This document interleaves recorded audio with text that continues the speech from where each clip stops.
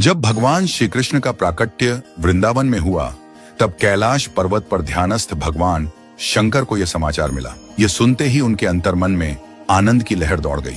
महादेव बोले, अब मुझसे रुका नहीं जाता, ठाकुर जी के दर्शन करके ही लौटूंगा। वे तुरंत वृंदावन की ओर चल पड़े और नंद भवन के द्वार पर पहुंचे। वहां गोपियों से बोले, हम कोई साधारण योगी नहीं हैं, जाकर मैया यशोदा से कहो हमें लाला के दर्शन चाहिए। गोपियां यशोदा मैया के पास गईं। मैया ने अटारी से झांका। त्रिशूलधारी, भस्म लिप्त, मुंडमाला और नागों से सजे विकट रूप में शिवजी को देखकर भयभीत हो गईं। यशोदा बोली, ऐसे भयंकर बाबा को लाला दिखाऊं? मेरा लाला तो डर जाएगा। गोपियां शिवजी को यह बात बताने गईं। महादेव मुस्कुराए और बोले, मैया तू एक नाग से डर रही है, तेरा लाला तो शेष नाग पर शयन करता है। पर यशोदा मैया टस से मस नहीं हुई। भिक्षा ले लो, पर लाला नहीं दिखेगा।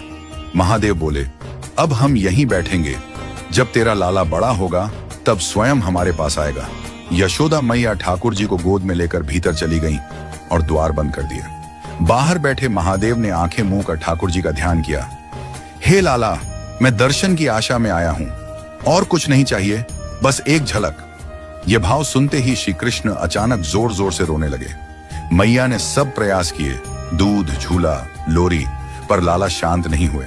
एक गोपी बोली, मैया बाहर जो योगी बैठे हैं शायद वही नजर उतार सकते हैं। यशोदा ने अनुमति दी, पर शर्त रखी, लाला को गोद में नहीं दूंगी, बस दूर से देखे। गोपियां शिवजी को बुलाने गईं।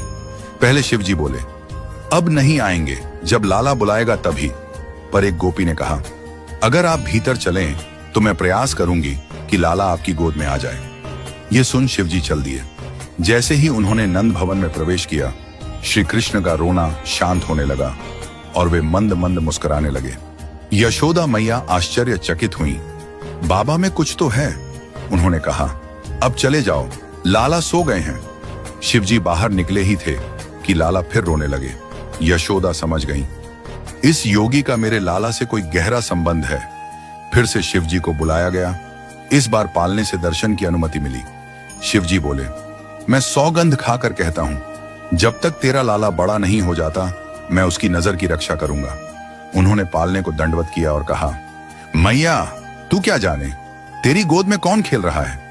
इसके बाद शिवजी ने अपनी शिव श्रृंगी बजाई। उसकी ध्वनि सुनते ही श्री कृष्ण हंसने लगे। पूरा नंद भवन उस दिव्य मिलन का साक्षी बन गया।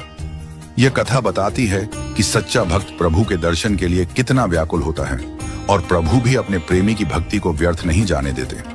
यह लीला श्री कृष्ण और शिवजी के